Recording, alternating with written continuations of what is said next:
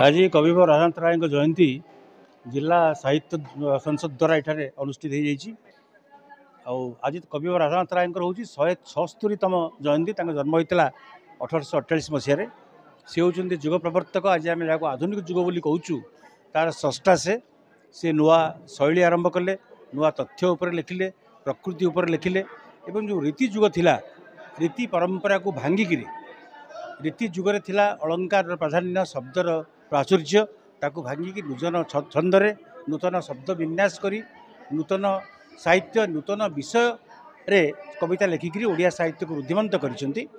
किंतु बड़ कथा होची तांका विरुद्ध रे गोटे अभियोग हुए जे कविवर राधानाथ राय विदेश जहाँ आमर कथावस्तु नुहे ताकू आणिकी आम माटी रोपित करिसेंती। मु कहवाक चाहे जे सेटा होची कविवर राधानाथ रायंकर वैशिष्ट्य। कारण विभिन्न जमी शेक्सपियर विभिन्न कथावस्तु आनी इंग्लिश लिखिथिले सेमती कविवर राधानाथ राय विभिन्न कथावस्तु को आनी ओडिशार माटी पानी पवन इकोसिस्टम संस्कृति एभली भाव में चरित्र को रूपायित करिसेंती। आमे समस्ते कहूँ सी हूँ से होती ओडिशार चरित्र। आमे कहूँ केदार गौरी आमर, आमे कहूँ नंदिकेश्वरी आमर, आमे कहूँ चंद्रभागा एटी होता एवं चंद्रभागा सुमन्यु ऋषिंकर कन्या तांकर अभिशाप रे आज अर्कक्षेत्र कोणार्क परित्यक्त होती। एणु से अनेक मिथ अनेक किंवदंती अनेक लोककथा से ही सृष्टि करिसेंती।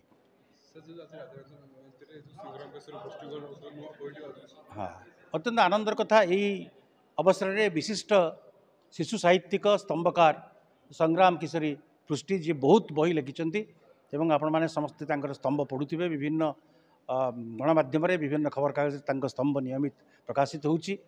आज गोटे बहीटा हूँ अनुगुल लोककथा आज उन्मोचित होती एवं यही बही रे अनुगुल जिलार विभिन्न लोककथा को नहीं 20टी आलेख्य या भितर स्थानित होती।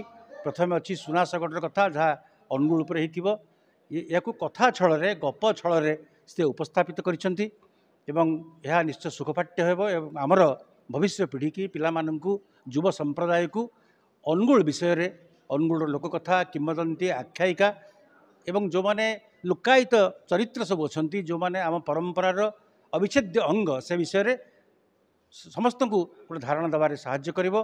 तांका लेखा अत्यंत सुपाठ्य सुखपाठ्य एवं मु आशा करुच्ची ये उन्मोचित होता बही अनुगुल लोककथा पाठकीय आदृति लाभ करिवो एवं यह ही हम संग्राम बाबू प्रति आमर श्रेष्ठ कृतज्ञता एवं श्रद्धांजलि।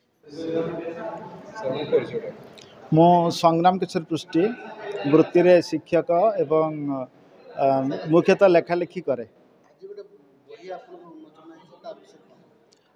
अनुगुलर कला संस्कृति परंपरा एवं लोक साहित्य जहाँ क्रमशः लोकंक मुहर दूरे जावाक बाहरी से लोक कथा को मु साउंटी ताकू स्वतंत्र भंगी रे स्वतंत्र शैली रे पाठकीय मधुरता दे एक नूतन ढंग से उपस्थापन करने को चेष्टा करिछि। जा फल खाली अनुगुल कहीं जेकोसी पाठक आम अनुगुल कला संस्कृति ऐतिह्य परंपरा को जानिबार सुजोग लाभ करेंगे एवं हजि जाइथिबा लोक कथा को फेरी से आनंद उठेबे एवं निज परंपरा संपर्क में अवगत हेबे।